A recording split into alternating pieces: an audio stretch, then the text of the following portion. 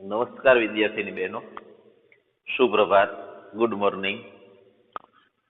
ધોરણ 12 ભૂગોળ વિષય, જેની અંદર આપણે 8મું પ્રકરણ છે માનવ વસાહતો, જેની વાત કરી રહ્યા છીએ.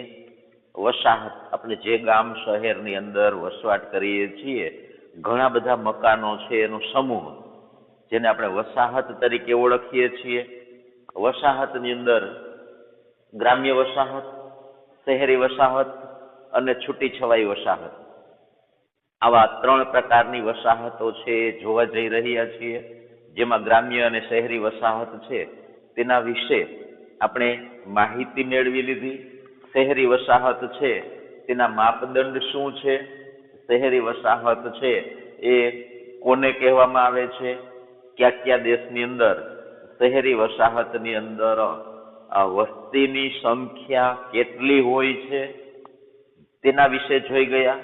હવે આપણે આજે શહેરી વસાહત છે તેનું કાર્યકારિતાને આધારે વર્ગીકરણ, કે કોઈ પણ શહેર છે તે કયા હેતુથી શરૂ કરવામાં આવેલું છે, સ્થાપવામાં આવેલું છે, એના આધારે શહેરી વસાહતો છે તેના કેટલા વર્ગીકરણની અંદર, કેટલા વિભાગની અંદર વર્ગીકરણ કરવામાં આવે છે તે આજે આપણે જોઈએ. તો કાર્યકારિતા એટલે પ્રવૃત્તિ, કે કોઈ પણ શહેર છે તો તે શહેરની અંદર લોકો છે તે કઈ પ્રવૃત્તિ કરતા જોવા મળે છે. એ પ્રવૃત્તિ એટલે મુખ્ય આર્થિક પ્રવૃત્તિની વાત છે. આર્થિક પ્રવૃત્તિ એટલે નાણાં મેળવવાના હેતુથી કોઈ પણ શારીરિક કે માનસિક શ્રમ કરવામાં આવતો હોય, શારીરિક કે માનસિક પ્રવૃત્તિ કરવામાં આવતી હોય, તો તેવી પ્રવૃત્તિને આર્થિક પ્રવૃત્તિ કહેવામાં આવે છે. અને આવી આર્થિક પ્રવૃત્તિઓ છે જેની અંદર અગાઉ પણ આપણે જોઈ ગયા કે ખેતી સિવાયની અનેક પ્રવૃત્તિઓ છે તે શહેરની અંદર થતી જોવા મળે છે. કારણ કે કામ કરનારા લોકો છે તેમાંથી 70% કરતા વધુ લોકો ખેતી સિવાયની પ્રવૃત્તિની અંદર રોકાયેલા હોય છે.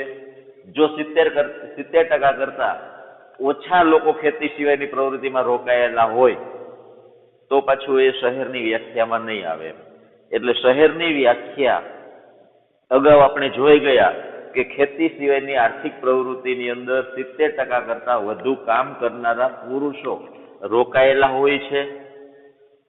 કાર્યકારિતાને આધારે જો વર્ગીકરણ કરીએ તો પહેલું વહીવટી કેન્દ્ર, એટલે કોઈ પણ શહેર છે તેને વહીવટી શહેર તરીકે ઓળખી શકાય.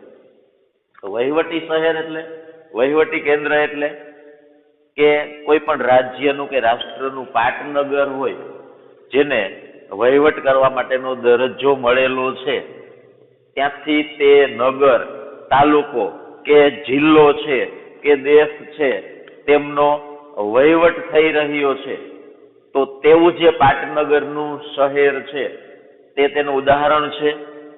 કોઈ પ્રદેશ, જિલ્લા કે તાલુકાનો વહીવટ કરવા માટે પસંદ કરવામાં આવેલું કોઈ શહેર હોય, દાખલા તરીકે કોલકાતા છે, લંડન છે, રોમ છે, આ બધા જે તે પ્રદેશના વહીવટી મથકો છે. અને તે વહીવટી મથકો છે તેનો હેતુ અથવા તો તેની સ્થાપના છે તે વિસ્તાર છે કે રાજ્ય છે તેનો વહીવટ કરવા માટે થઈ રહ્યો છે. કેટલાક નવનિયુક્ત વહીવટી નગરો પણ છે, નવ આયોજિત છે, કે પેલા એ નગરો ન હતા પણ ભારતને આઝાદી મળ્યા બાદ તે નગરનો વિકાસ થયેલો છે, ઉદ્ભવ થયેલો છે. એવો જ 2 નગરો, એક ચંદીગઢ છે, કે ચંદીગઢ છે તે પણ પાટનગર છે, અને ગાંધીનગર છે તે પણ પાટનગર છે. એટલે આ 2 નગરો છે એ નવ આયોજિત વહીવટી નગરો ગણી શકાય છે. બીજો એવો પ્રશ્ન પૂછવામાં આવે કે ગાંધીનગર છે તે કયા રાજ્યનું પાટનગર છે, તો ગાંધીનગર છે તે ગુજરાતનું પાટનગર છે. એવી જ રીતે ચંદીગઢ છે તે 2 રાજ્યનું પાટનગર છે.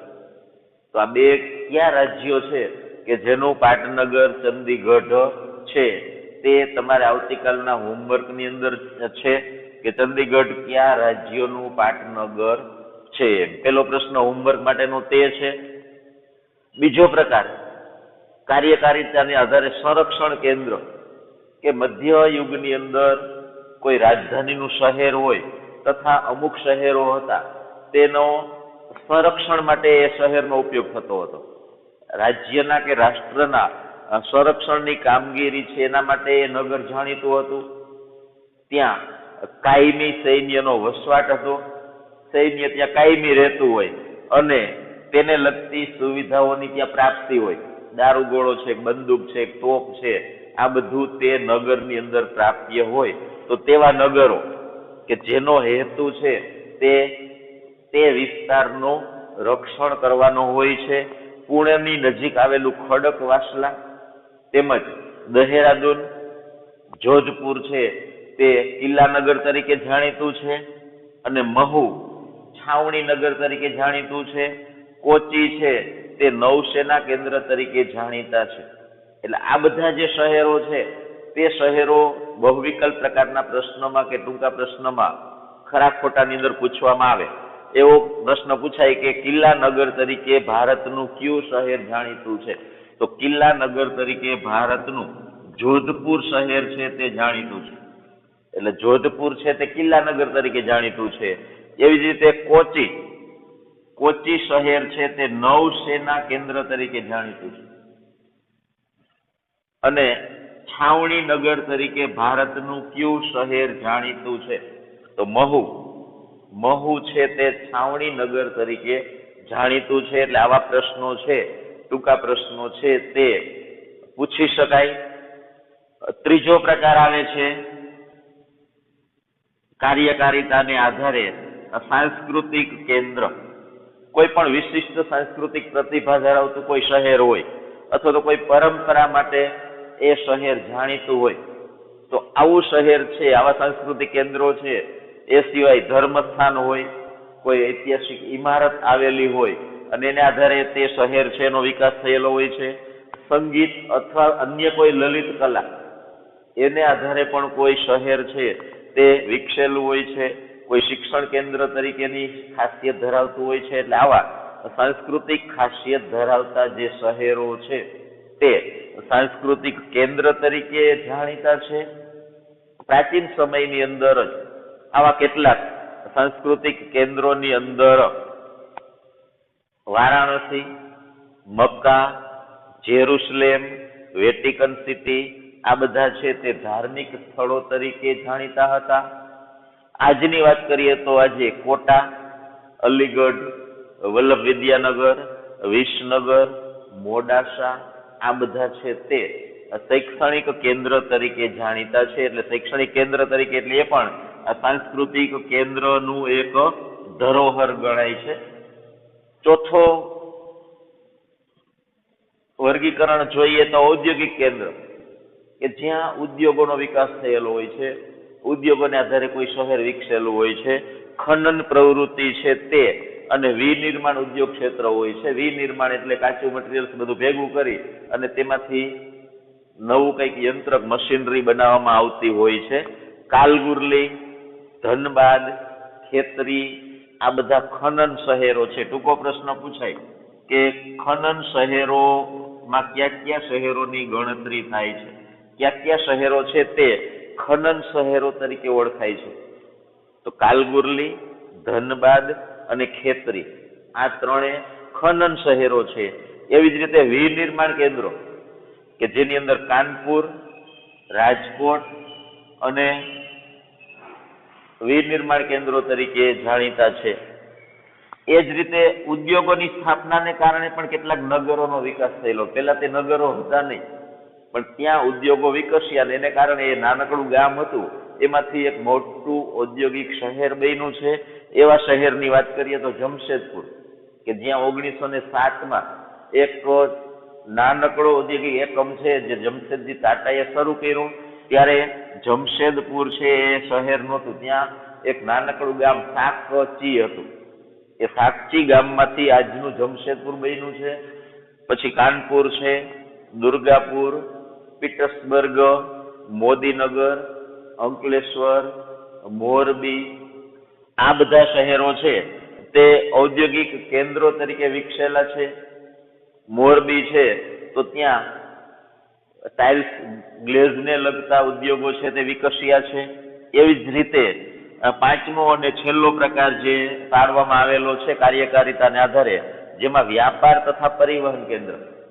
એટલે પ્રાચીન સમયથી જ કેટલાક શહેરો છે તે વેપાર માટે જાણીતા હતા, એકબીજા દેશમાં આયાત નિકાસ માટે કેટલાક જાણીતા હતા.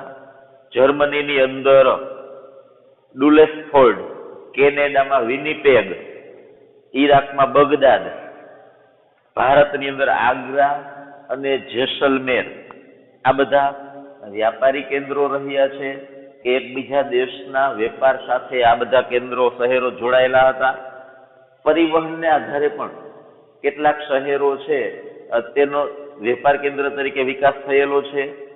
બંદર શહેરો તરીકે પણ તે પરિવહનને આધારે વિકસ્યા છે. ખાસ કરી અને દરિયા કિનારે આયાત નિકાસના કેન્દ્રો તરીકે તે વિકસ્યા છે, જેમાં નેધરલેન્ડની અંદર રોટરડેમ, ઓમાનની અંદર એડન, ભારતમાં મુંબઈ, આ બધા પરિવહન કેન્દ્રો તરીકે એનો વિકાસ થયેલો છે. આ સિવાય શહેરની કાર્યકારિતાને આધારે વિનિમય અને વિતરણ કેન્દ્ર તરીકે પણ એના ભાગ પાડી શકાય, ઉત્પાદક કેન્દ્ર તરીકે પણ ભાગ પાડી શકાય, પર્યટન કેન્દ્ર તરીકે પણ એનો વિભાગ આપણે પાડી શકાય. એટલે આ બધા જો આ રીતે કાર્યકારિતાને આધારે વધુ ને વધુ ઘણી બધી રીતે હજુ શહેરો છે તેનું વર્ગીકરણ થઈ શકે છે. એટલે આ રીતે આ શહેરોનું વર્ગીકરણ આપણે અહીંયા પૂરું કરીએ છીએ. આમાંથી આવતીકાલના હોમવર્કની અંદર તમારે બીજો પ્રશ્ન છે તે શહેરી વસાહતોનું કાર્યકારિતાને આધારે વર્ગીકરણ કરો. કયા 5 વિભાગની અંદર વર્ગીકરણ કરવામાં આવેલું છે તેના વિશે વિગતે લખો. હવે પછી નેક્સ્ટ આપણે શહેરીકરણની સમસ્યાઓ કે શહેરની અંદર વસવાટ કરતા લોકો છે એ કઈ કઈ સમસ્યાઓનો ભોગ બનેલા હોય છે, એ શહેરીકરણની સમસ્યા છે એના વિશે ચર્ચા કરીશું. એના વિશે તમે થોડુંક વાંચન કરી લેજો.